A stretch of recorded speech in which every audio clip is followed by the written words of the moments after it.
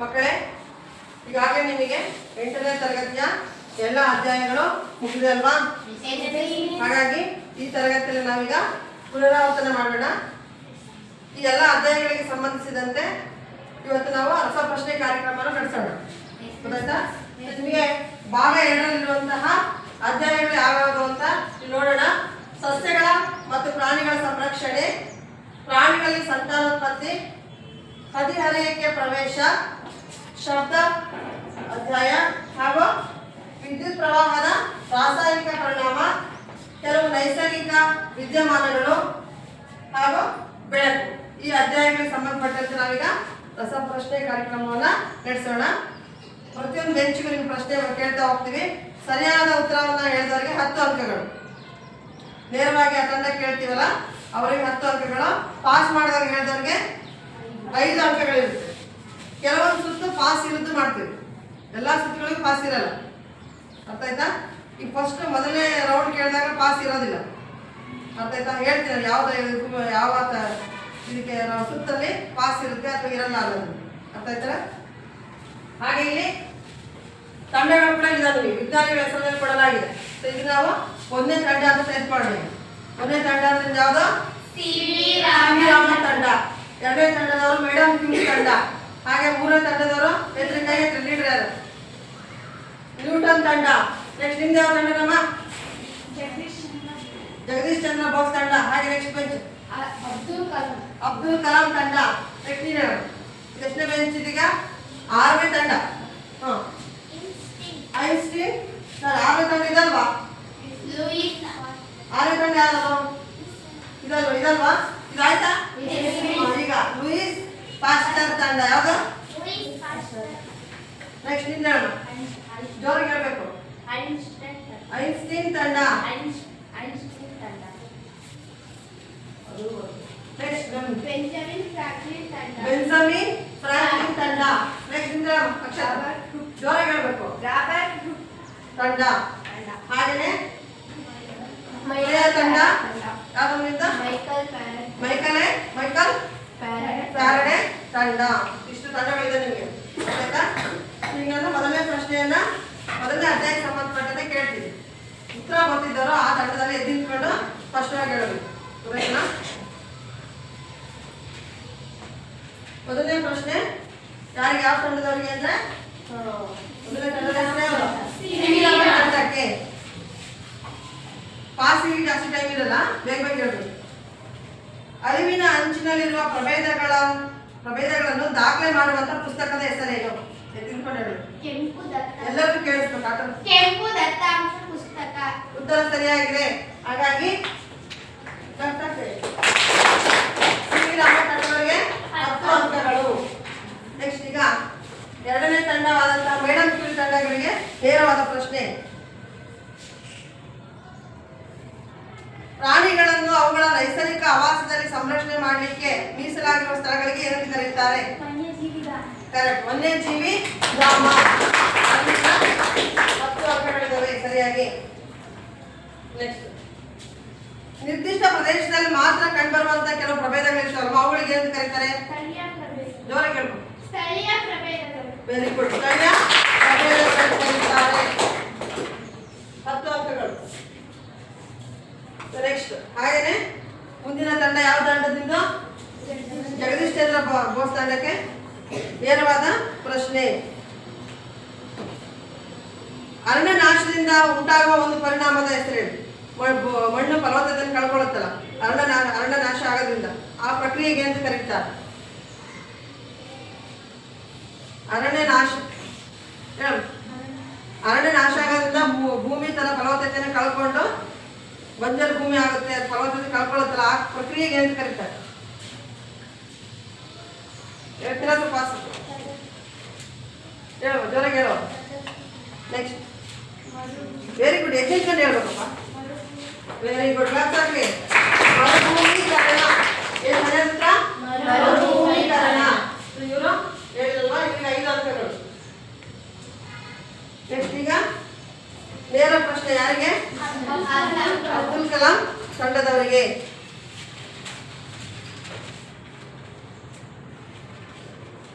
ನಿಮಗೆ ಗೊತ್ತಿರುವಂತಹ ಯಾವುದಾದ್ರು ರಾಷ್ಟ್ರೀಯ ವನ್ಯಜೀವಿ ಧಾಮಗಳಿಗೆ ಉದಾಹರಣೆ ಹೇಳು.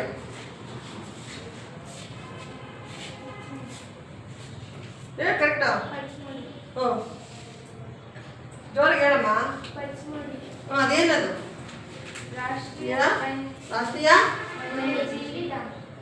ಕರೆಕ್ಟ್, ಪಚಮುಡಿ ಅಂತ ಹೇಳಿದ್ರಲ್ವಾ? ಹಾಗೆಯೇ ಎಷ್ಟನೇ ತಂಡಕ್ಕೆ? 6ನೇ ತಂಡಕ್ಕೆ ನಿರ್ದಿಷ್ಟ ಪ್ರದೇಶದಲ್ಲಿ ಕಂಡುಬರುವಂತಹ ಸಸ್ಯಗಳು, ಪ್ರಭೇದಗಳು ಮತ್ತು ಸೂಕ್ಷ್ಮಾಣುಜೀವಿಗಳನ್ನ ಒಟ್ಟಾಗಿ ಸೇರಿ ಏನಂತ ಕರೀತಾರೆ? ಬೇರೆ ಬೇರೆ ಬೇರೆ ಪ್ರಭೇದಗಳ ಜೀವಿಗಳಿರ್ತವೆ ಒಂದು ಪ್ರದೇಶದಲ್ಲಿ, ಸಸ್ಯಗಳಿರ್ತವೆ, ಪ್ರಾಣಿಗಳಿರ್ತವೆ, ಅವುಗಳನ್ನ ಒಟ್ಟಾಗಿ ನಾವು ಏನಂತ ಕರಿತೀವಿ?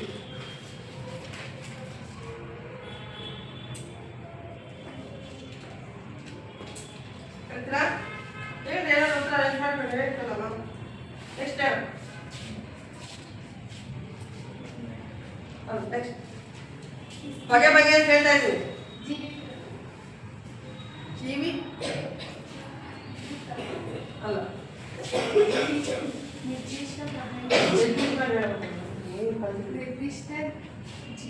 ನೆಕ್ಸ್ಟ್ ಸ್ಥಳೀಯ ಪ್ರಭೇದ ಅಲ್ಲ, ಸ್ಥಳೀಯವಾಗಿ ಕಂಡು ಜೀವ ಜೋರಿಗಮ್ಮ. ಜೀವ ವೈವಿಧ್ಯ ಸಾಕಿ. ಜೀವ ವೈವಿಧ್ಯತೆ ಅಂತ ಕರೀತಾರೆ. ಎಂತ ಕರೀತಾರೆ? ಜೀವ ವೈವಿಧ್ಯತೆ. ಯಾರಿಗಿದು? ಸಿ.ವಿ. ರಾಮನ್ ತಂಡದವರು ಪಾಸಿಂಗ್ ಮಾರ್ಕ್ಸ್ ತಗೊಂಡಿರಲ್ವಾ? ಓಕೆ, ನೆಕ್ಸ್ಟ್ ಯಾರಿಗೆ? ನಿಮಗೆ. ಭೂಮಿಯಿಂದ ಈಗಾಗಲೇ ನಾಶವಾಗಿ ಹೋಗಿದವು ಕೆಲವು ಪ್ರಭೇದಗಳು, ಅವುಗಳಿಗೆ ಏನು ಕರೀತಾರಮ್ಮ? ವೆರಿ ಗುಡ್, ಅಳಿದು ಹೋದ ಪ್ರಭೇದಗಳು. ಯಾವ ಪ್ರಭೇದಗಳು? ತಂಡದವರಿಗೆ ಎಷ್ಟು ಮಾರ್ಕ್ಸ್? 10 ನೇರವಾದ ಪ್ರಶ್ನೆಗಳಾಗಿರೋದ್ರಿಂದ. ನೆಕ್ಸ್ಟ್ ಯಾರಿಗೆ? ಯಾವ ತಂಡದಲ್ಲಿ ನಿಮಗೆ ನೇರವಾದ ಪ್ರಶ್ನೆ. ಪಕ್ಷಿಗಳು ದೂರದ ಸ್ಥಳಗಳಿಗೆ, ವಲಸೆ ಹಕ್ಕಿಗಳು ದೂರದ ಸ್ಥಳಗಳಿಗೆ ಹಾರಿ ಹೋಗ್ಲಿಕ್ಕೆ ಮುಖ್ಯವಾದ ಕಾರಣ ಏನು? ಜೋರಿಗೆ ಹೇಳ್ಬೇಕು. ಹವಾಮಾನದ ಏನಾಗುತ್ತೆ? ಹವಾಮಾನ. ವೆರಿ ಗುಡ್, ಹವಾಮಾನದ ಬದಲಾವಣೆ ಒಂದು ಕಾರಣ ಆಗಿರೋದಲ್ವಾ? ಹಾಗಾಗಿ ನೇರ ಪ್ರಶ್ನೆ. ಯಾವ ತಂಡದವ್ರಿಗೆ? ಅಂತ ಹೇಳಲ್ಲ, ಯಾವ ತಂಡದ ನೀನು ಅನೌನ್ಸ್ ಮಾಡ್ಬೇಕು ಹೇಳು. ಹೇಳು, ಯಾವ ತಂಡದವರಿಗೆ 10 ಅಂಕ? ಫ್ರಾಂಕ್ಲಿನ್ ತಂಡಕ್ಕೆ 10 ಅಂಕಗಳು. ನೆಕ್ಸ್ಟ್ ಈಗ ಮುಂದಿನ ಪ್ರಶ್ನೆ.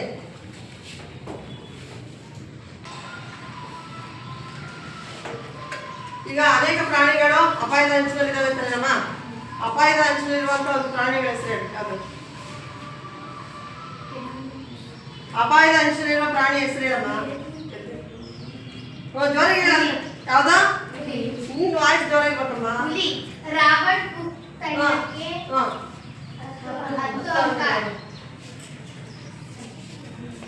ನೆಕ್ಸ್ಟ್ ರೇಖಾ.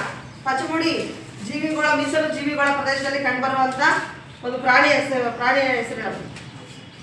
ವಿಶಿಷ್ಟವಾದಂಥ ಪ್ರಾಣಿ ಕಂಡುಬರ್ತವಲ್ಲ, ಪಚಮುಡಿ ಮೀಸಲು ಜೀವಿಗಳದಲ್ಲಿ. ನಿಮ್ಮ ತಂಡದವ್ರು ಯಾರಾದ್ರೂ ಹೇಳ್ಬೋದು, ಅವರ ಒಬ್ಬಳೇ ಹೇಳ್ಬೇಕು ಅಂತಲ್ಲ. ಪ್ರಾಣಿಗಳು ತೋರಿಸಿದ ಚಿತ್ರ ತೋರಿಸಿದ್ನಲ್ಲ. ಪಾಸ ಎದ್ದಿಟ್ಕೊಂಡು ಹೇಳಮ್ಮ.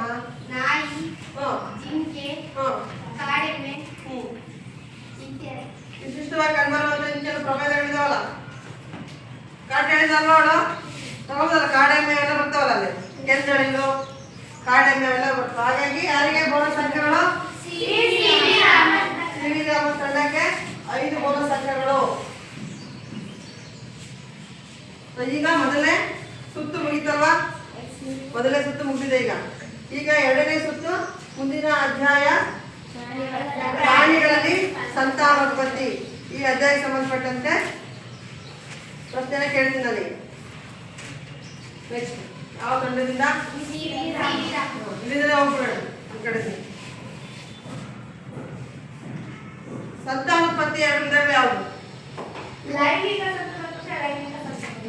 ಸಂತಾನೋತ್ಪತ್ತಿ, ನಿಷೇಚನದಲ್ಲಿ 2 ವಿಧಗಳು ಯಾವುದು? ಬಾಹ್ಯ ನಿಷೇಚನ,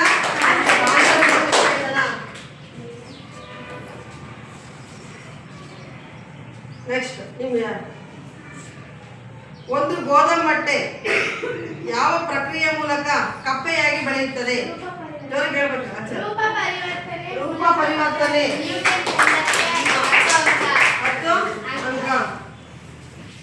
ಲೈಂಗಿಕ ಸಂತಾನೋತ್ಪತ್ತಿಯಲ್ಲಿ ಗಂಡು ಮತ್ತು ಹೆಣ್ಣು ಲಿಂಗಾಣುಗಳ ಸಂಯೋಗ ಆಗುವ ಕ್ರಿಯೆಗೆ ಎಂದು ಕರೆಯುತ್ತಾರೆ.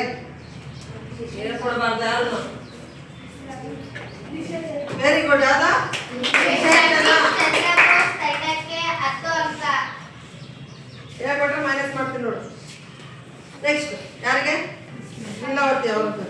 ಹೈಡ್ರಾ ಎಂಬ ಪ್ರಾಣಿಯಲ್ಲಿ ದೇಹದ ಮೇಲೆ ಉಬ್ಬಿದಂತೆ ಅಂಕುರಗಳು ಕಂಡುಬರ್ತವಲ್ಲ, ಅದು ಯಾವ ರೀತಿ ಅಲೈಂಗಿಕ ಸಂತಾನೋತ್ಪತ್ತಿ? ಹೇಳು. ಜೋರಾಗಿ ಹೇಳ್ಬೇಕಮ್ಮ. ಕರೆಕ್ಟ್ ಆನ್ಸರ್ ನೀನು ಜೋರಾಗಿ ಹೇಳ್ಬೇಕು, ಕೇಳಲ್ಲ. ಸರಿ ಉತ್ತರ? ತಂಡಕ್ಕೆ 10 ಅಂಕ. ನೆಕ್ಸ್ಟ್ ನೀನು ಹೇಳು. ಸ್ತ್ರೀಯರಲ್ಲಿ ಅಂಡಾಣುಗಳ ಉತ್ಪತ್ತಿ ಮಾಡುವ ಅಂಗ ಯಾವುದು? ಎದ್ದಿನ್ಕೊಂಡು ಫಸ್ಟ್ ಅಂತ ಉತ್ತರ ಕೊಡ್ಬೇಕು. ಹೆಸರು ಪದೇ ಪದೇ ಹೇಳಿ. ಎದ್ದಿನ್ಕೊಂಡು ಹೇಳಿದ್ದ ಯಾವ್ದು? ತಂಡಕ್ಕೆ 10 ಅಂಕ. ಇಂಗ್ಲಿಷ್ ಭಾಷಾ ತಂಡಕ್ಕೆ 10 ಅಂಕ. ನೆಕ್ಸ್ಟ್, ಮೊಟ್ಟೆ ಇಡುವ ಪ್ರಾಣಿಗಳಿಗೆ ಏನೆಂದು ಕರೆಯುತ್ತಾರೆ? ಅಂಡ ಅಂಡ ಅಂಡ ಅಂಡ ಜೋರಾಗಿ ಹೇಳಮ್ಮ. ಅಂಡಾಶಯ ಅಂತಾರ. ಮೊಟ್ಟೆ ಹೇಳ್ಬಾರ್ದು, ಯಾರು ಕೇಳಿಸ್ಕೊಳ್ಳಿ. ಮೊಟ್ಟೆ ಇಡುವ ಪ್ರಾಣಿಗಳನ್ನು ಏನೆಂದು ಕರೆಯುತ್ತಾರೆ? ತಪ್ಪು. ತಪ್ಪು. ಮೊಟ್ಟೆ ಇಡುವ ಪ್ರಾಣಿಗಳಿಗೆ ಏನೆಂದು ಕರೆಯುತ್ತಾರೆ ಹೇಳಿದ್ದರು? ಕರೆಕ್ಟ್. ಉತ್ತರ ಹೇಳಕ್ ಮುಂಚೆ ಫಸ್ಟ್ ಮಾತಾಡ್ಕೋಬೇಕು. ಇಬ್ರು ಉತ್ತರ ಕೊಡೋಂಗಿಲ್ಲ. ಯಾವ್ದು ಸರಿ ಉತ್ತರ? ಯಾವ್ದು? ಅಂಡಜಗಳು. ಯಾವ ತಂಡಕ್ಕೆ ಬಂತೀಗ? ತಂಡಕ್ಕೆ 5 ಬೋನಸ್ ಸಂಖ್ಯೆಗಳು ಬಂತು. ನೆಕ್ಸ್ಟ್ ಯಾರಿಗೀಗ? ಮುಂದಿನ ಪ್ರಶ್ನೆ, ನೇರ ಪ್ರಶ್ನೆ ನಿಮಗೇನ? ಪುರುಷರಲ್ಲಿ ವೀರ್ಯಾಣುಗಳನ್ನು ಉತ್ಪತ್ತಿ ಮಾಡುವ ಅಂಗ ಯಾವುದು? ಪುರುಷರಲ್ಲಿ ವೀರ್ಯಾಣುಗಳನ್ನು ಉತ್ಪತ್ತಿ ಮಾಡುವ ಅಂಗ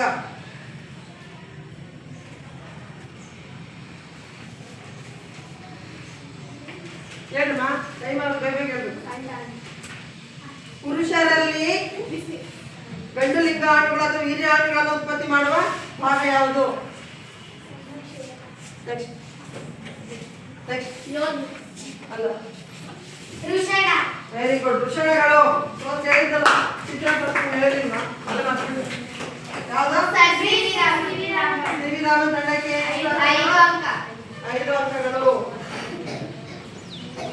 ನೆಕ್ಸ್ಟ್ ಯಾವ ತಂಡಕ್ಕೆ ನೇರ ಪ್ರಶ್ನೆ ಕೇಳ್ಬೇಕಾಗುತ್ತೆ. ಯಾವ ತಂಡಕ್ಕೆ ನೇರವಾದ ಪ್ರಶ್ನೆ? ತಂಡಕ್ಕೆ ನೇರವಾದ ಪ್ರಶ್ನೆ. ಈಗ ನಿಷೇಚನ ನಡೆದ ನಂತರ ಉಂಟಾಗುವ ರಚನೆಗೆ ಎಂದು ಕರೀತಾರೆ. ಲೈಂಗಿಕ ಸಂತಾನೋತ್ಪತ್ತಿಯಲ್ಲಿ ನಿಷೇಚನ ಕ್ರಿಯೆ ನಡೆದ ನಂತರ ಉಂಟಾಗುವ ರಚನೆಗೆ ಎಂದು ಕರೀತಾರೆ. ಬಹುಕೋಶೀಯ ರಚನೆಗೆ ಎಂದು ಕರೀತಾರೆ.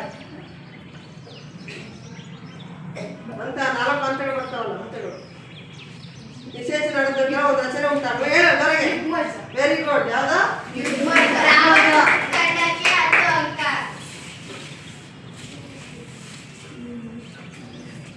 ನೆಕ್ಸ್ಟ್ ಯಾರಿಗೆ?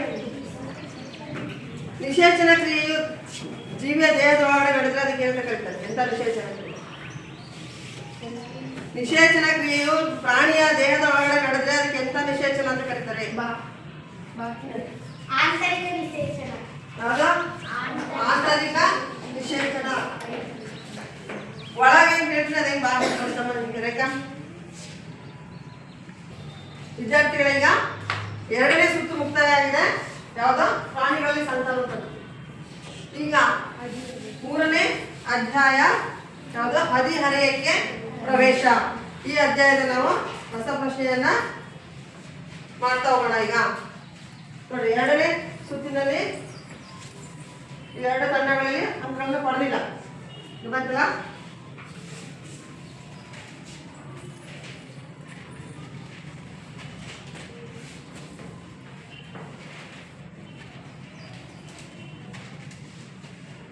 ಬೆಳ್ಳಿನಾಗರೆ 3ನೇ ಸುತ್ತಕ್ಕೆ ಮೊದಲನೇ ತಂಡದವರಿಗೆ, ಸಿ ವಿ ರಾಮನ್ ತಂಡದವರಿಗೆ ಹದಿಹರೆಯದವರು ಎಂದು ಯಾರನ್ನು ಕರೆಯುತ್ತಾರೆ? 13ರಿಂದ 19ನೇ ವಯಸ್ಸಿನವರೆಗೆ ಹದಿಹರೆಯದವರು ಎಂದು ಕರೆಯುತ್ತಾರೆ. ಕರೆಕ್ಟ್ ಹೌದಲ್ವಾ ಚಪ್ಪಾಳೆ ಮೂರೇ ಸತಿ ನೆಕ್ಸ್ಟ್ ಮಿದುಳಿಗೆ ಅಂಟಿಕೊಂಡಿರುವ ಅಂತಸ್ರಾವಕ ಗ್ರಂಥಿ ಯಾವುದು ಯಾವ್ದಮ್ಮ ಪಿಟ್ಯೂಟರಿ ಗ್ರಂಥಿ ಕರೆಕ್ಟ್ ಮೇಡಮ್ ಅಂದ್ರೆ ಹೇಳಿದ್ರೆ ಕ್ಲಾಸ್ ಆಗ್ತದೆ ಸರಿ ನೆಕ್ಸ್ಟ್ ಯಾರಮ್ಮ ನಿಮಗೆ ಅಂತಸ್ರಾವಕ ಗ್ರಂಥಿಗಳು ಸ್ರವಿಕೆ ಮಾಡುವುದಕ್ಕೆ ಎಂದು ಕರೀತಾರೆ ವೆರಿ ಗುಡ್ ಅವ್ರು ಹೇಳೋದು ಅನೌನ್ಸ್ ಮಾಡೋದು ಕೇಳ್ಬೇಕಾ ಬೇಗ ಕ್ಲಾಸ್ ನೆಕ್ಸ್ಟ್ ಮುಂದಿನ ಸುಷ್ಮಿತಾ ಮೇದೋಜಿರಕ ಗ್ರಂಥಿಯಿಂದ ಸ್ರವಿಸಲ್ಪಡುವ ಹಾರ್ಮೋನ್ ಯಾವುದು ವೆರಿ ಗುಡ್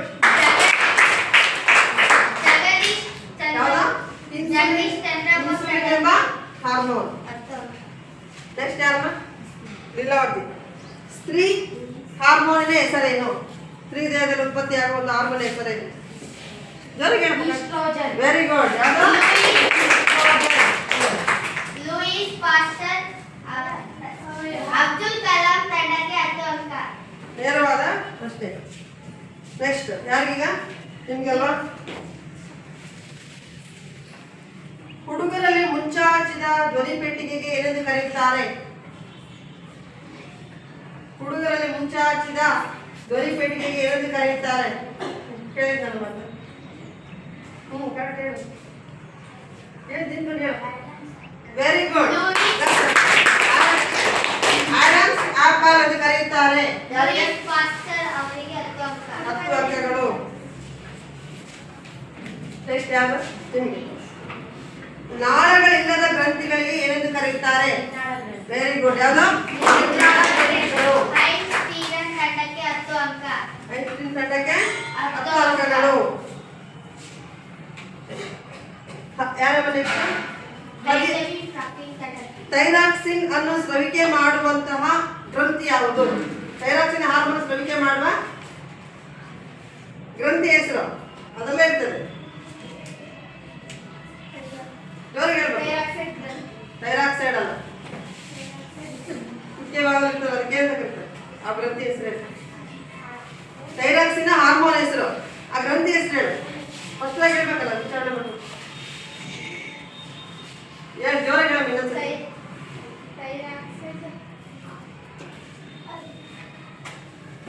ಹೇಳ್ತೀನಿ ನೆಕ್ಸ್ಟ್ ಪಾಸ್ ಮಾಡು ನೀನೇ ಹೇಳ್ಬೋದಲ್ಲಮ್ಮ ಅವಳಿಗೆ ಹೇಳೋ ಬದಲಾಗಿ ವೆರಿ ಗುಡ್ ನೀನು ಹೇಳಕ್ಕಾಗಲ್ವಾ ನೀನು ಬೆಂಜಮಿನ್ ಫ್ರಾಂಕ್ಲಿನ್ ಯಾವ್ದು ತಂಡಕ್ಕೆ 10 ಅಂಕ ಕೇಳಿಸ್ಕೊಂಡ ಯಾವ ಗ್ರಂಥಿ ಥೈರಾಯ್ಡ್ ಗ್ರಂಥಿ miss Benjamin Franklin Benjamin Franklin ತಂಡಕ್ಕೆ 10 ಅಂಕಗಳು ನೆಕ್ಸ್ಟ್ ಯಾರಿಗೆ ಈಗ ರಾಬರ್ಟ್ ತಂಡಕ್ಕೆ ನೇರ ಪ್ರಶ್ನೆ ಹದಿಹರೆಯಕ್ಕೆ ಇರುವ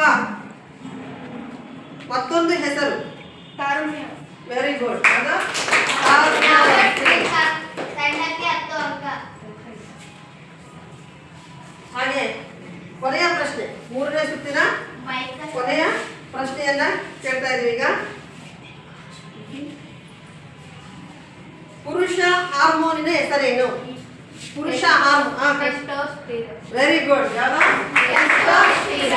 ಟೆಸ್ಟೋಸ್ಟೆರಾನ್ ಮೈಕಲ್ ಫ್ಯಾರಡೆ ತಂಡಕ್ಕೆ 10 ಅಂಕಗಳು ನೋಡಿ ಈ ಹದಿಹರೆಯಕ್ಕೆ ಪ್ರವೇಶ ಈ ಅಧ್ಯಾಯದಲ್ಲಿ ಎಲ್ಲಾ ತಂಡಗಳು 10 ಅಂಕಗಳನ್ನು ಪಡ್ಕೊಂಡಿದ್ದಾರೆ ಅಲ್ವಾ ಈಗ ಮುಂದಿನ ಅಧ್ಯಾಯ ಯಾವುದು ಶಬ್ದ ಪಾಠಕ್ಕೆ ಸಂಬಂಧಿಸಿದ ನಾವೀಗ ಪ್ರಶ್ನೆಗಳನ್ನು ಕೇಳೋಣ ಈಗ ಶಬ್ದ ಅಧ್ಯಾಯಕ್ಕೆ ಸಂಬಂಧಪಟ್ಟಂತೆ ಮೊದಲನೇ ಪ್ರಶ್ನೆ ಶಬ್ದ ಹೇಗೆ ಉಂಟಾಗುತ್ತದೆ ಎದ್ದಿದ್ಕೊಂಡು ನೀನೇ ಹೇಳ್ಬೇಕು ಅಂತ ಹೇಳಿ ಶಬ್ದವು ಒಂದು ಕಂಪನದಿಂದ ಶಬ್ದ ಹೇಗೆ ಉಂಟಾಗುತ್ತದೆ ಶಬ್ದ ಉಂಟಾಗುತ್ತಲ್ಲ ಶಬ್ದ ಹೇಗೆ ಉಂಟಾಗುತ್ತದೆ ಶಬ್ದವು ಒಂದು ಕಂಪನದಿಂದ ಉಂಟಾಗುತ್ತದೆ ಯಾವುದು ಕಂಪನ ವಸ್ತುವಿನ ಮತ್ತೆ ಹಂಗೆ ಹೇಳ್ತಾನೆ, ಹೇಳ್ಬೇಕು. ಶಬ್ದ ಒಂದು ವಸ್ತುವಿನ ಕಂಪನ ಒಂದು ವಸ್ತುವಿನ ಶಬ್ದ ವಸ್ತುಗಳ ಕಂಪನದಿಂದ Very good. ಉಂಟಾಗುತ್ತದೆ ಅಲ್ವಾ? ಶಬ್ದ ವಸ್ತುಗಳ ಕಂಪನದಿಂದ ಉಂಟಾಗುತ್ತದೆ ನೆಕ್ಸ್ಟ್ ನೀವು ಹೇಳಿ ಶಬ್ದವನ್ನು ಅಳೆಯುವ ಏಕಮಾನ ಯಾವುದು ಒಂದ್ಸತಿ ಹೇಳ್ಮೇಲೆ ಚೇಂಜ್ ಮಾಡಂಗಿಲ್ಲ ಮೇಡಮ್ ಹಾ?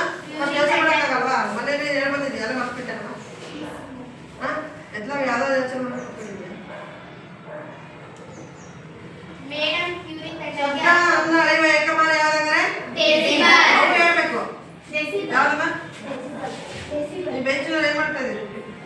ಕೇಳಿಸ್ಕೋಬೇಕು. ನೆಕ್ಸ್ಟ್, ಮಾನವನ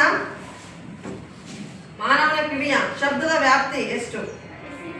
ಜೋರಾಗಿ ಹೇಳ್ಬೇಕು, ಎಲ್ಲರಿಗೂ ಕೇಳಿಸ್ಬೇಕು. 20 ಹರ್ಟ್ಸ್ನಿಂದ 20,000 ಹರ್ಟ್ಸ್. 20 ಹರ್ಟ್ಸ್ನಿಂದ 20,000 ಹರ್ಟ್ಸ್. ಕರೆಕ್ಟ್ ಉಂಟಾ? ಮತ್ತೆ ನ್ಯೂಟನ್ ತಂಡಕ್ಕೆ 10 ಅಂಕ. Very good. ನೆಕ್ಸ್ಟ್ ಯಾರು? ಜಗದೀಶ್ ಚಂದ್ರ ಬೋಸ್. ಆವೃತ್ತಿಯ ಏಕಮಾನ ಯಾವುದು? ಜೋರಾಗಿ ಹೇಳ್ಬೇಕಮ್ಮ, ನನಗೆ ಅಷ್ಟೇ ಕೇಳಿ, ಎಲ್ಲರೂ ಕೇಳ್ಬೇಕಲ್ಲ. ಸೆಂಟೆನ್ಸ್ ಮಾಡಿ ಹೇಳು. ಆವೃತ್ತಿಯ ಏಕಮಾನ ಜಗದೀಶ್ ಚಂದ್ರ ಬೋಸ್ ತಂಡಕ್ಕೆ 10 ಅಂಕ. Very good. ಯಾರು ನೆಕ್ಸ್ಟ್? ಅನಗತ್ಯವಾದ ಶಬ್ದವನ್ನು ಏನೆಂದು ಕರೆಯುತ್ತಾರೆ? ಅನಗತ್ಯವಾದ ಶಬ್ದಕ್ಕೆ ಏನು ಕರೀತಾರೆ? ಅಬ್ದುಲ್ ಕಲಾಂ ತಂಡಕ್ಕೆ 10 ಅಂಕ.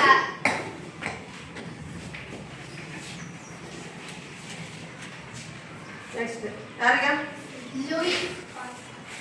ಲೂಯಿಸ್ ಪಾಸ್ಟರ್ ತಂಡಕ್ಕೆ ನೇರ ಪ್ರಶ್ನೆ. ಒಂದು ಆಂದೋಲನವನ್ನು ಪೂರ್ಣಗೊಳಿಸಲು ತೆಗೆದುಕೊಳ್ಳುವ ಕಾಲಕ್ಕೆ ಎಂತ ಕಾಲ ಅಂತ ಹೇಳ್ತಾರೆ? ಒಂದು ಆಂದೋಲನ ಕರೆಕ್ಟ್ ಹೇಳಮ್ಮ. ಒಂದು ಆಂದೋಲನವನ್ನ ಪೂರ್ಣಗೊಳಿಸಬೇಕಾದ್ರೆ ತೆಗೆದುಕೊಳ್ಳುವ ಕಾಲವನ್ನ ಏನಂತ ಕರೀತಾರೆ?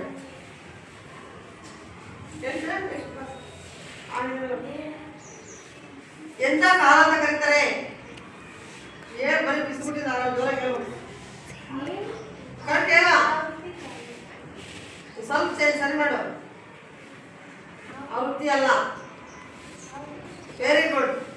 ಆವರ್ತ ಕಾಲ ಅಂತ ಹೇಳ್ಬೇಕು ಕರೆಕ್ಟ್ ಆಗಿ. ಯಾರಿಗಿಲ್ಲ? ಲೂಯಿಸ್ ಪಾಸ್ಟರ್ ತಂಡಕ್ಕೆ 10 ಅಂಕ.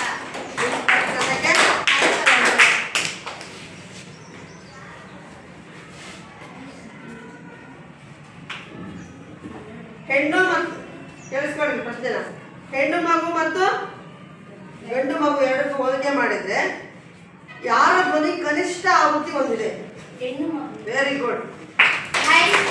ತಂಡಕ್ಕೆ 10 ಅಂಕ. ತಂಡಕ್ಕೆ 10 ಅಂಕ. ಯಾರಮ್ಮ? ಘೋಷವನ್ನು ಯಾವುದರ ಕಂಪನದಿಂದ ನಿರ್ಧರಿಸಲಾಗುತ್ತದೆ? ಯಾವುದೇ ಒಂದು ಶಬ್ದದ ಘೋಷ ಅಂತ ಹೇಳ್ತೀವಲ್ಲ, ಪಿಚ್. ಶಬ್ದದ ಘೋಷವನ್ನು ಯಾವುದರ ಕಂಪನದಿಂದ ನಿರ್ಧರಿಸಲಾಗುತ್ತದೆ?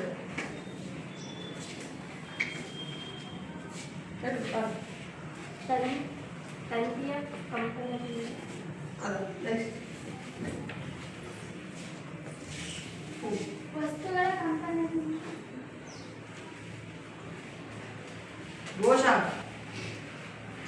ಘೋಷ ಯಾವ್ದು ಜಾಸ್ತಿ ಆದ್ರೆ ಘೋಷ ಜಾಸ್ತಿ ಆಗ್ತದೆ.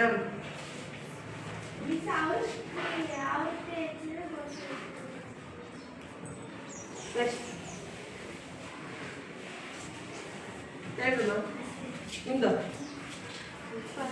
ಕರೆಕ್ಟ್ ಹೇಳ. ಪಾರ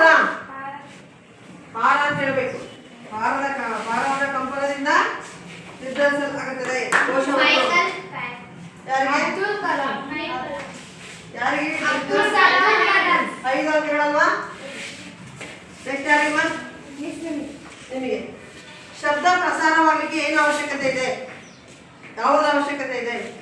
ಶಬ್ದ ಪ್ರಸಾರ ಆಗ್ಬೇಕಪ್ಪ ಅಂದ್ರೆ ಯಾವ್ದ್ರ ಅವಶ್ಯಕತೆ ಇದೆ?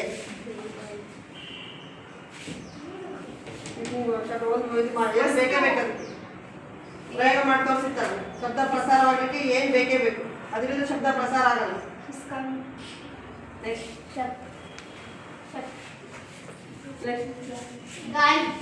ಅದೇ ಅವ್ರು ಏನಂತ ಕರೀತಾರೆ? ದ್ರವ. ಮಾಧ್ಯಮ.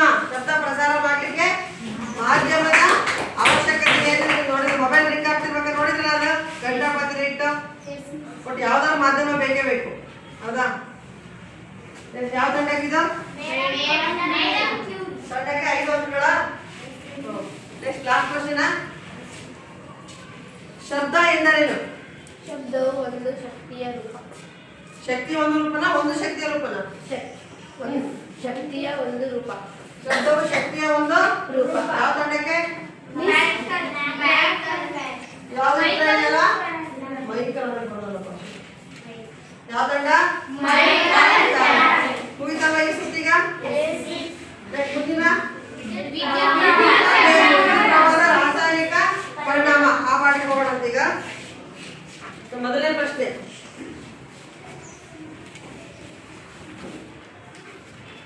ವಿದ್ಯುತ್ ಪ್ರವಾಹದ ರಾಸಾಯನಿಕ ಪರಿಣಾಮ ಅಂದ್ರೆ ಏನು? ವಿದ್ಯುತ್ ಪ್ರವಾಹದ ರಾಸಾಯನಿಕ ಪರಿಣಾಮ ಎಂದರೇನು? ಹೇಳಮ್ಮ ನೀವು. ಹುಡುಗರು ಹೇಳ್ಬೇಕಾ ನಾವೇ ಹೇಳ್ತಾ ಇದ್ದಾರೆ, ನೀವು ಹೇಳ್ಬೇಕು. ಒಂದು ವಸ್ತುವಿನ ವಿದ್ಯುತ್ ಪ್ರವಾಹವನ್ನು ಕರೆಕ್ಟ್ ಡೆಫಿನೇಷನ್ ಹೇಳ್ಬೇಕು. ಇತ್ತಲ್ಲ ಹೆಸರಲ್ಲೇ ಇದೆ, ವಿದ್ಯುತ್ ಪ್ರವಾಹದ ರಾಸಾಯನಿಕ ಪರಿಣಾಮ. ನೆಕ್ಸ್ಟ್, ವಿದ್ಯುತ್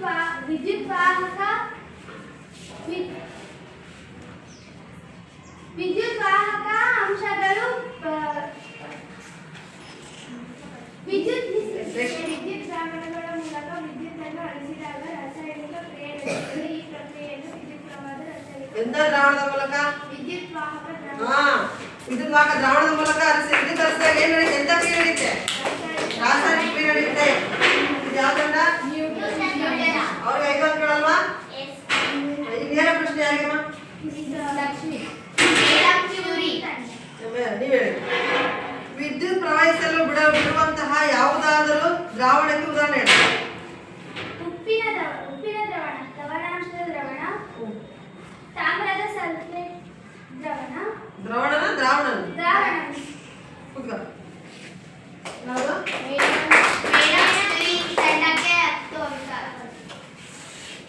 ಅಂದ್ರೆ ಲವಣಗಳು ಹೇಳಿದ್ದವಳು, ಅರ್ಥ ಆಯ್ತಾ?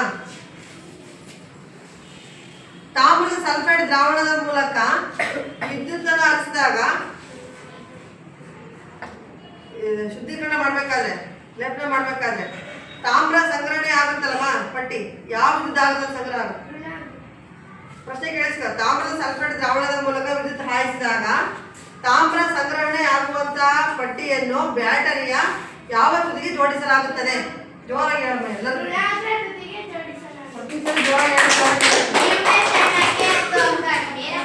ಎಲ್ಲರೂ ಕೇಳಿಸ್ಬೇಕಲ್ವಾ? ಜೋರಾಗಿ ಹೇಳ್ಬೇಕಾದ್ರೆ. ನೆಕ್ಸ್ಟ್ ಪ್ರಶ್ನೆ ಯಾರಿಗೆ?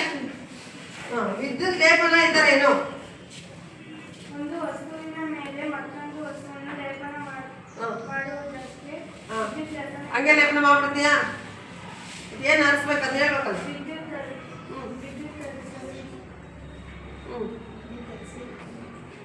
ಯಾವ್ದ್ರ ಮೇಲೆ ಲೇಪನ ಮಾಡ್ತೀಯ ಅಂತ ಹೇಳಿಲ್ಲ ನೀವು. ಯಾವ್ದ್ರ ಮೇಲೆ ಲೇಪನ ಮಾಡ್ತೀಯ? ನೆಕ್ಸ್ಟ್,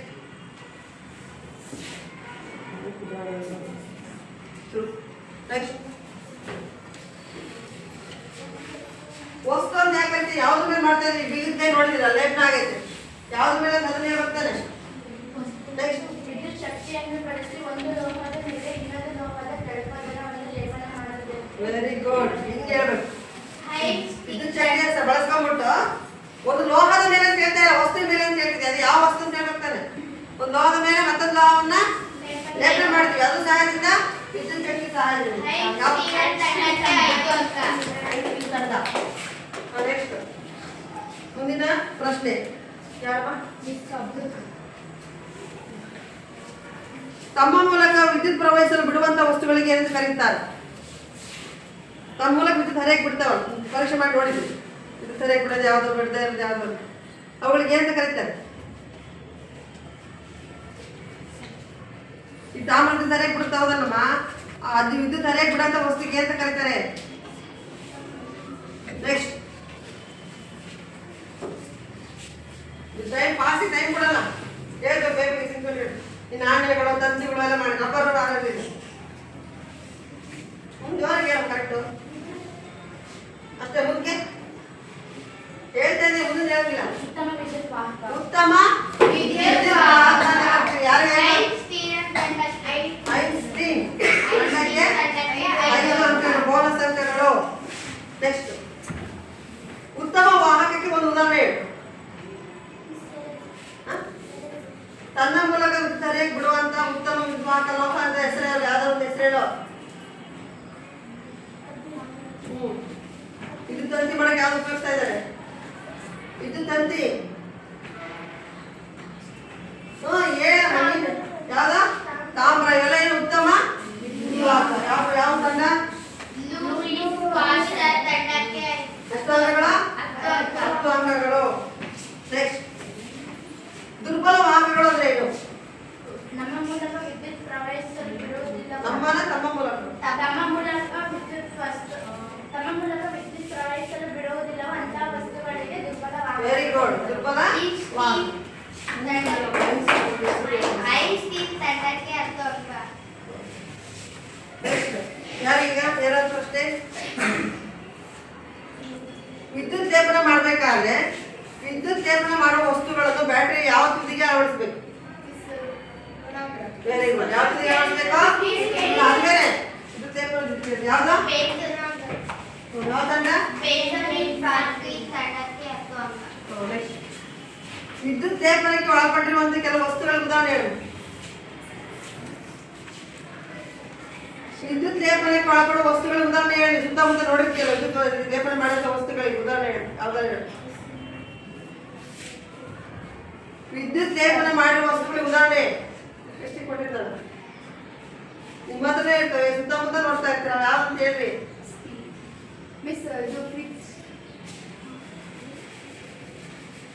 ವಿದ್ಯುತ್ ಲೇಪನ ಆಗ ಪ್ರಶ್ನೆ ಉತ್ತರ ಇದ್ದಲ್ವಾ? ಹೇಳು. ಜೋರ ಹೇಳು. ಬಳೆ, ಆಭರಣಗಳು ಅಂತ ಹೇಳ್ಬಿಡು. ಮತ್ತೆ ಅದ್ಬಿಟ್ರೆ ಮತ್ತೆ ಯಾವ್ದು ಹೇಳಮ್ಮ? ನೆಕ್ಸ್ಟ್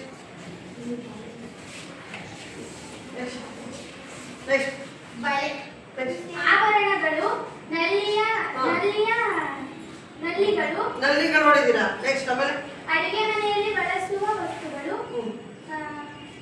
ಈಗ ಎರಡು ವಾಹನಗಳ ಮುಂದಿನ ಭಾಗ, ಯಾವ ತಂಡ?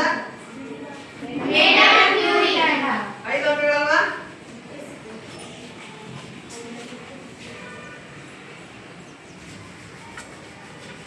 ನೀರಿನ ಮೂಲಕ ವಿದ್ಯುತ್ತನ್ನು ಹರಿಸಿದಾಗ ನೀರು ಹೈಡ್ರೋಜನ್ ಮತ್ತು ಆಕ್ಸಿಜನ್ ಆಗಿ ಪ್ರತ್ಯೇಕ ಆಗುತ್ತೆ ಅಂತ ತೋರಿಸ್ಕೊಟ್ಟ ವಿಜ್ಞಾನಿ ಹೆಸರು ಯಾರು? ನೀರಿನ ಮೂಲಕ ವಿದ್ಯುತ್ತನ್ನು ಹರಿಸಿದಾಗ ನೀರು ಹೈಡ್ರೋಜನ್ ಮತ್ತು ಆಕ್ಸಿಜನ್ ಆಗಿ ಪ್ರತ್ಯೇಕ ಆಗುತ್ತೆ, ಉತ್ಪತ್ತಿ ಆಗುತ್ತೆ ತೋರಿಸ್ಕೊಟ್ಟಂತ ವಿಜ್ಞಾನಿ ಯಾರು ಅಂತ ಹೇಳಿ? ಅಲ್ಲ. ನೆಕ್ಸ್ಟ್, ವಿದ್ಯುತ್ ಭಾವಚಿತ್ರ ತೋರಿಸಿದ್ದಲ್ಲ ಅದು. ನೆಕ್ಸ್ಟ್,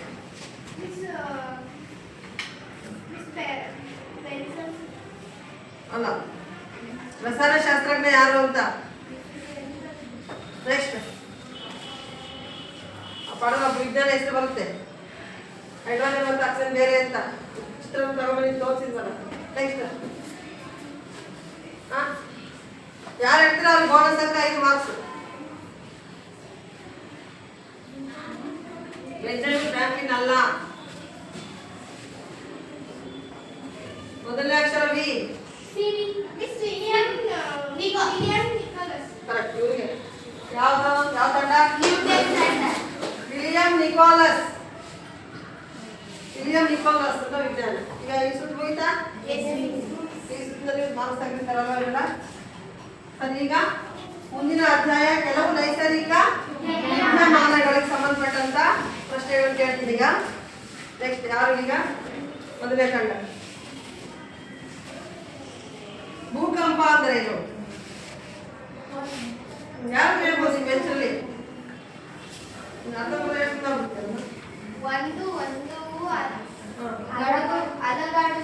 ವಸ್ತು ಭೂಕಂಪ ಹೇಳ ಬೇಗ. ಭೂಮಿಯು ಅಲುಗಾಡುವಿಕೆ ಅಥವಾ ನಡುಗುವಿಕೆಗೆ ಭೂಕಂಪ ಎನ್ನುವುದು. ಅತಿ ಕಡಿಮೆ ಅದ್ ಹೇಳಿ ಸ್ವಲ್ಪ ಅಲ್ಲಿ ಸ್ವಲ್ಪ ಸೇರಿಸ್ಬೇಕಲ್ಲ ಅದಕ್ಕೆ. ತಕ್ಷಣ ಆಗ್ಲಾಡುತ್ತಾ ಅಥವಾ ನಿಧಾನ?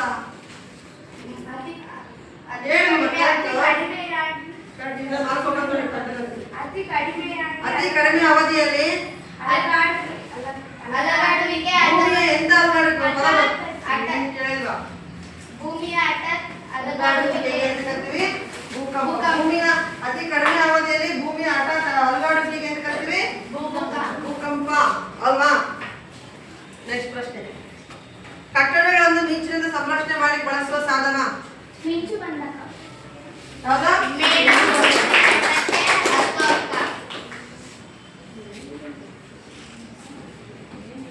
ಒಂದು ವಸ್ತು ಆವೇಶ ಪೂರಿತವಾಗಿದೆಯೋ ಇಲ್ಲ ಎಂಬುದನ್ನು ತಿಳಿಯಲು ಬಳಸುವ ಉಪಕರಣ ಯಾವ್ದಾ? ವಿದ್ಯುದರ್ಶಕ. ನ್ಯೂಟನ್ ತಂಡ. ನೆಕ್ಸ್ಟ್ ಯಾರಿಗೆ? ವಿದ್ಯುತ್ ಆವೇಶಗಳ ಎರಡು ವಿಧಗಳು ಯಾವುದು? ಜೋರಾಗಿ ಹೇಳ್ಬೇಕು. ಧನಾವೇಶ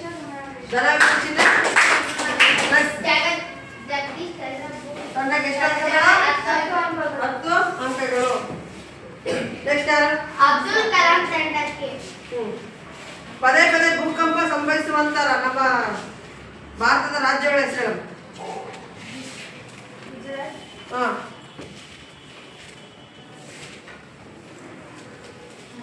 ಯಾವ್ದಾರ ಒಂದು ರಾಜ್ಯ ಹೇಳೋದ್ರೆ ಎಷ್ಟು ಕೇಳಿದ್ದೀನಿ ಹೇಳ್ರಿ ಬೇಗ. ಮತ್ತೆ ಯಾವ್ದಾರು ನೆನ್ಪಿದ್ಯಾ?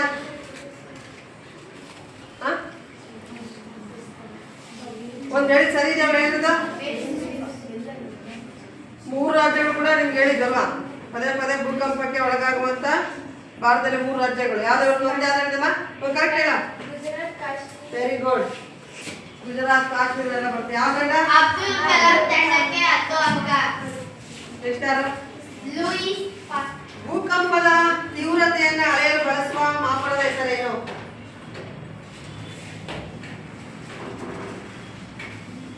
ಭೂಕಂಪದ ತೀವ್ರತೆಯನ್ನು ಅಳೆಯುವ ಮಾಪನದ ಹೆಸರೇನು?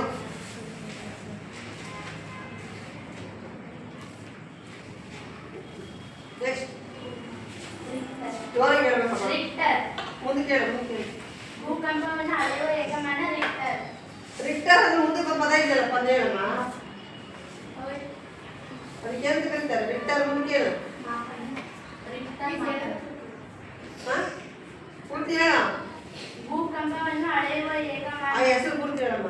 ರಿಕ್ಟರ್ ಮಾಪನ. ರಿಕ್ಟರ್ ಮಾಪನ. ರಿಕ್ಟರ್ ಮಾಪನ ಅಲ್ವಾ? ಹೈಸ್ಟೀನ್ ತಂಡಕ್ಕೆ 10ನ 5 ಮಿಸ್ ಪಾಸಿಂಗ್ ಮಾರ್ಕ್ಸ್ ಹೇಳಿದಲ್ವಾ? ನೆಕ್ಸ್ಟ್ ಹೈಸ್ಟೀನ್ ಯಾರೀಗ? ಯಾವ ಆವೇಶಗಳು ಪರಸ್ಪರ ವಿಕರ್ಷಿಸುತ್ತವೆ?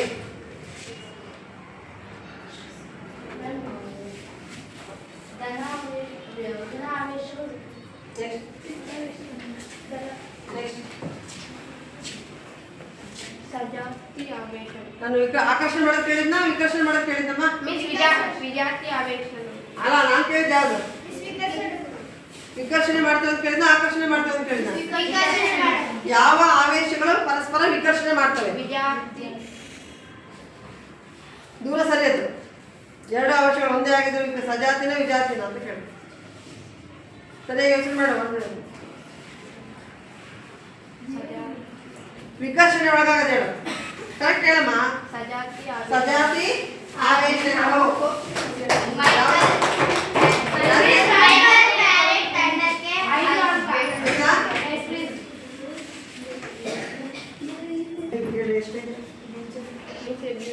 ರಿಕ್ಟರ್ ಮಾನದ ಅಳತೆಯಲ್ಲಿ ಎಷ್ಟಕ್ಕಿಂತ ಜಾಸ್ತಿ ಇದ್ರೆ ತೀವ್ರತೆ ಜಾಸ್ತಿ ಇರ್ತದೆ ಅನ್ಸುತ್ತಮ್ಮ? ರಿಕ್ಟರ್ ಮಾನ ಅಳತೆಯಲ್ಲಿ ಎಷ್ಟಕ್ಕಿಂತ ಜಾಸ್ತಿ ಇದ್ರೆ ತೀವ್ರತೆ ಜಾಸ್ತಿ ಇದೆ ಅಂತ ಹೇಳುತ್ತೆ.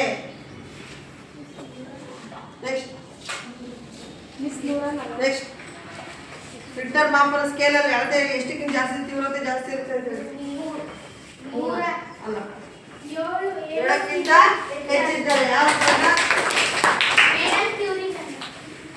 ಮೇಡಮ್ ಕ್ಯೂರಿ ತಂಡಕ್ಕೆ.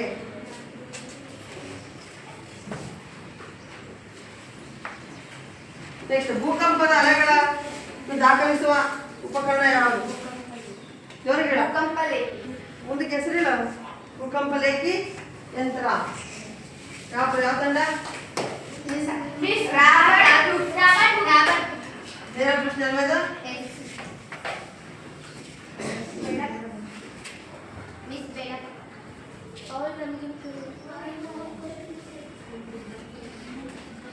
ನೆಕ್ಸ್ಟ್ ಯಾರೀಗ? ಆವೇಶಗಳನ್ನು ಭೂಮಿಗೆ ವರ್ಗಾಯಿಸುವುದಕ್ಕೆ ಅಂತ ಕರೀತಾರಮ್ಮ? ಆವೇಶಗಳನ್ನು ಭೂಮಿಗೆ ವರ್ಗಾಯಿಸುವುದಕ್ಕೆ ಅಂತ ಕರೀತಾರೆ. ಯಾವ್ದಕ್ಕ ಸಂಪರ್ಕ? ನೆಕ್ಸ್ಟ್ ಆವೇಶಗಳನ್ನು ಭೂಮಿಗೆ ವರ್ಗಾಯಿಸುವುದಕ್ಕೆ ಅಂತ ಕರೀತಾರೆ. ಆವೇಶ ನೆಕ್ಸ್ಟ್ ಆವೇಶ ನೆಕ್ಸ್ಟ್ ಚಲನಶೀಲ ಅಲ್ಲ ಆವೇಶ ಭೂಮಿಗೆ ಹೆಸರ ಇದೆ, ಭೂಮಿ ಕಳಿಸ್ತೀವಿ, ಸಂಪರ್ಕ ಮಾಡ್ತೀವಿ. ಯಾರು ಹೇಳ್ಬೇಡ್ರಿ, ಮತ್ತೆ ಬರ್ತೀನಿ. ಆವೇಶಗಳನ್ನು ಭೂಮಿಗೆ ವರ್ಗಾಯಿಸುವುದಕ್ಕೆ ಎಂದು ಕರೆಯುತ್ತಾರೆ. ಮಿಂಚು ಬಂದಾಗ ಆವೇಶವನ್ನು ವರ್ಗಾವಣೆ ಮಾಡಿದ ಭೂಮಿ ಜ್ವರ ಹೇಳಪ್ಪ. ಭೂ ಸಂಪರ್ಕಗೊಳಿಸುವುದು ಎಂದು ಕರೆಯುತ್ತಾರೆ. ಯಾರಿಗೆ?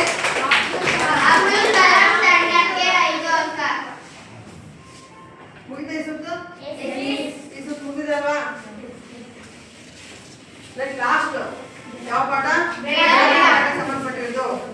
ನೆಕ್ಸ್ಟ್ ಯಾರಮ್ಮ? ಬೆಳಕಿನ ಬಗ್ಗೆ ಅಧ್ಯಯನ ಮಾಡಿದ ವಿಜ್ಞಾನ ಹೆಸರೇನು? ಬೆಳಕಿನ ಬಗ್ಗೆ ಸಂಶೋಧನೆ ಮಾಡಿದ ಭಾರತೀಯ ವಿಜ್ಞಾನಿ ಯಾರು? ಫೋಟೋ ತೋರಿಸಿದ ನಾನು. ನೆಕ್ಸ್ಟ್ ಆಯ್ತು. ಸಿ.ವಿ. ರಾಮನ್.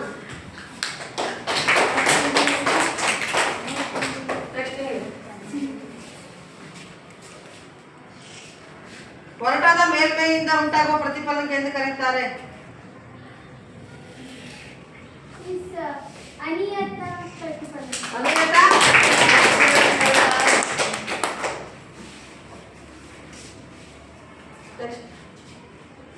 ಬಹು ಪ್ರತಿಫಲನ ಎಂದರೇನು? ಒಂದಕ್ಕಿಂತ ಹೆಚ್ಚು ಪ್ರತಿಬಿಂಬಗಳನ್ನು ಬಹು ಪ್ರತಿಬಿಂಬಗಳು ಪಡೆಯುವುದಕ್ಕೆ ಹೇಳಿದ ಸತಿ. ಒಂದಕ್ಕಿಂತ ಹೆಚ್ಚು ಪ್ರತಿಬಿಂಬಗಳನ್ನು ಪಡೆಯುವುದಕ್ಕೆ ಬಹು ಪ್ರತಿಬಿಂಬ ಇದೆ. ಬೆಳಕಿನ ಪ್ರತಿಫಲನ ಎಂದರೇನು? ಪ್ರತಿಫಲಿತ ಬೆಳಕು ಒಂದು ಮೇಲ್ಮೈ ಬಿದ್ದು ಪುನಃ ಅದೇ ಮೇಲ್ಮೈ ಮೇಲೆ ಅಂತ ಹೇಳ್ಬೇಡ. ಮೇಲ್ಮೈ ಮೇಲೆ ಬಿದ್ದು ಪುನಃ ಅದೇ ಮಾಧ್ಯಮಕ್ಕೆ ಹಿಂತಿರುಗುವುದನ್ನು ಬೆಳಕಿನ ಪ್ರತಿಫಲನ. ಕರೆಕ್ಟ್.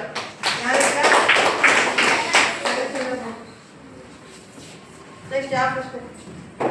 ಯಾವ ದರ್ಪಣದಲ್ಲಿ ಪಾರ್ಶ್ವ ವಿಪರ್ಯಯ ಕಂಡು ಬರುತ್ತದೆ?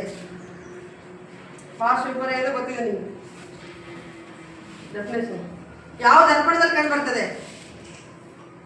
ಪಾರ್ಶ್ವ ವಿಪರ್ಯಯ ಕಂಡು ಬರೋದು ಯಾವ ದರ್ಪಣದಲ್ಲಿ ಹೇಳ್ತೀರಾ? ನೆಕ್ಸ್ಟ್ ಸಮತಲ ದರ್ಪಣದಲ್ಲಿ 5 ಅಂಕಗಳು.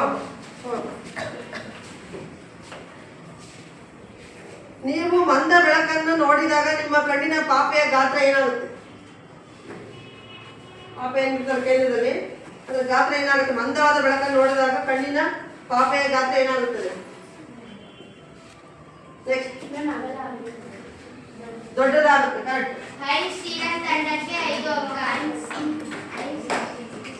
ಅದರೊಳಗೆ ನೆಕ್ಸ್ಟ್ ನಿಮಗೇನಮ್ಮ?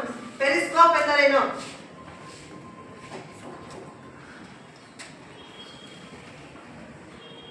ನೆಕ್ಸ್ಟ್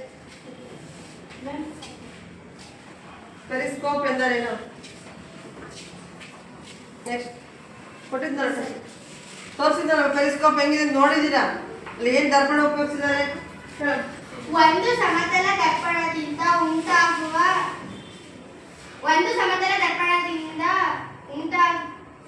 ಉಂಟಾಗುವ ಪ್ರಕ್ರಿಯೆಗೆ ಪೆರಿಸ್ಕೋಪ್ ಎನ್ನುವ ಉದಾಹರಣೆ. ತಪ್ಪಾಗಿದೆ, ಒಂದು ಬರೋಲ್ಲ. ಸಮತಲ ದರ್ಪಣದಿಂದ ಉಂಟಾದ ಪ್ರತಿಫಲನವನ್ನು ಪೆರಿಸ್ಕೋಪ್ ತಪ್ಪು. ಸಾಧನ. ಸಮತಲ ದರ್ಪಣಗಳಿಂದ ಉಂಟಾದ ಪ್ರತಿಫಲನವನ್ನು ಕಾಣುವ ಸಾಧನಗಳು ಪೆರಿಸ್ಕೋಪ್. ಎಷ್ಟು ದರ್ಪಣ? 2 ಅಂತ ಹೇಳ್ಬೋದು. ಕರೆಕ್ಟ್, ಸರಿಯಾದ ಉತ್ತರ.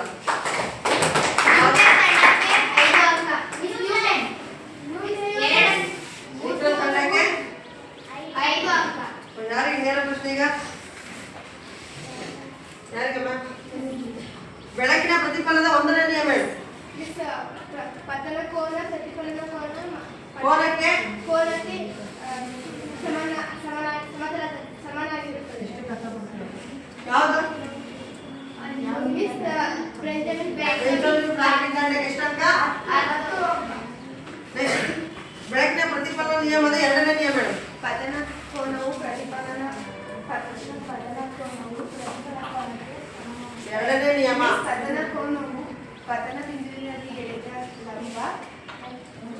ಕಿರಣ ಹೇಳ್ಬೇಕು. ಪತನ ಕಿರಣವು ಪತನ ಬಿಂದುವಿನಲ್ಲಿ ಎಳೆದ ಪ್ರತಿಫಲನ ಕಿರಣವು ಈ 3 ಒಂದೇ ಸಮತಲದಲ್ಲಿ ಸರಿಯಾಗಿ ಹೇಳ್ಬೇಕು. ಪತನ ಕಿರಣ, ಪ್ರತಿಫಲನ ಕಿರಣ, ಪತನ ಬಿಂದುವಿನಲ್ಲಿ ಎಳೆದ ಲಂಬ, ಈ ಮೂರು ಸಮತಲದಲ್ಲಿ ಒಂದೇ ಒಂದೇ ಸಮತಲದಲ್ಲಿ ಒಂದೇ ಸಮತಲದಲ್ಲಿ ಇರ್ತದೆ.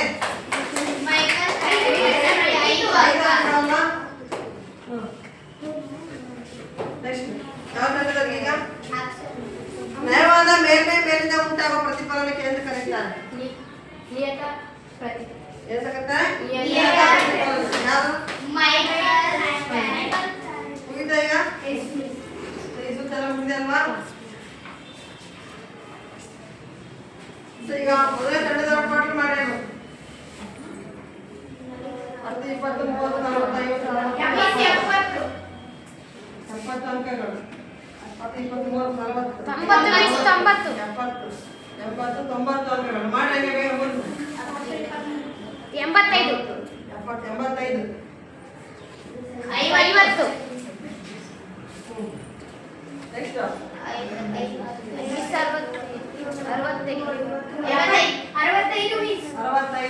ನೆಕ್ಸ್ಟ್ ಇದೆಯಲ್ವಾ? 65 ಅಲ್ಲಮ್ಮ? 10, 20, 30, 40, 50, 60, 65. 40. 10, 20, 30, 65. ನೆಕ್ಸ್ಟ್ 30. ಅತಿ ಹೆಚ್ಚು ಅಂಕ ತೆಗೆದುಕೊಂಡ್ರೆ ಯಾರು? ಮೇಡಮ್ ನ್ಯೂಟನ್ ತಂಡ. ಮೇಡಮ್ ಕ್ಯೂರಿ ತಂಡ ಅತಿ ಹೆಚ್ಚು ಅಂಕಗಳನ್ನು ಪಡ್ಕೊಂಡಿದ್ದಾರೆ. 90 ಅಂಕಗಳನ್ನು ತೆಗೆದುಕೊಂಡು ಮೊದಲನೇ ಸ್ಥಾನದಲ್ಲಿದೆ. ಸಾಕಾಗಿ ಎರಡನೇ ಸ್ಥಾನದಲ್ಲಿರುವ ತಂಡ ಯಾರಪ್ಪ ಅಂದ್ರೆ ನ್ಯೂಟನ್ ತಂಡ. ಮೊದಲನೇ ಸ್ಥಾನ ಬಂದಿರೋ ಯಾರು ತಂಡ? ಮೇಡಮ್ ಕ್ಯೂರಿ ತಂಡ. ಎರಡನೇ ಸ್ಥಾನದಲ್ಲಿ ಬಂದಿರೋ ನ್ಯೂಟನ್ ತಂಡ. ಮೂರನೇ ಸ್ಥಾನದಲ್ಲಿರೋದು ಯಾರು? ಸಿ ವಿ ರಾಮನ್ ತಂಡದವರು ಮೂರನೇ ಸ್ಥಾನದಲ್ಲಿದ್ದಾರೆ. ಗೊತ್ತಾಯ್ತಾ? ನಿಮಗೆ ಮುಂದಿನ ಇದರಲ್ಲಿ ನಿಮ್ಗೆ ಪ್ರೈಸ್ ಅನ್ನು ಕೊಡ್ತೀವಿ. ಗೊತ್ತಾಯ್ತಾ? ಮುಂದಿನ ತರಗತಿಯಲ್ಲಿ ಎಲ್ಲರೂ ಕೂಡ ಚೆನ್ನಾಗಿ ಭಾಗವಹಿಸಿದ್ರಿ. ಎಲ್ಲರಿಗೂ ಧನ್ಯವಾದಗಳು.